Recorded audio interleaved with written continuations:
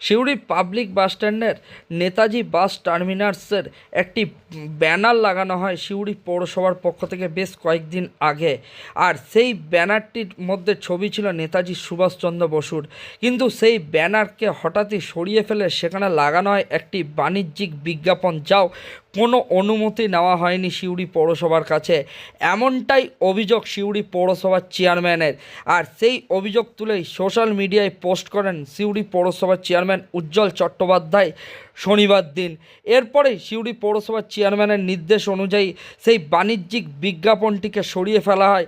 পুনরায় সেখানে লাগানো হয়েছে নেতাজি সুভাষ বাস টার্মিনাসের বড় করে ব্যানার, যেখানে লেখা আছে সৌজন্যে সিউড়ি পৌরসভা। পাশাপাশি এই বিনা অনুমতিতে লাগানোর জন্য সেই বাণিজ্যিক বিজ্ঞাপন দাতা সংস্থাকে শোকজ করা হয়েছে, এমনটাও জানা গেছে সিউড়ি পৌরসভার চেয়ারম্যান সূত্রে শনিবার দিন বিকেল 5টা নাগাদ।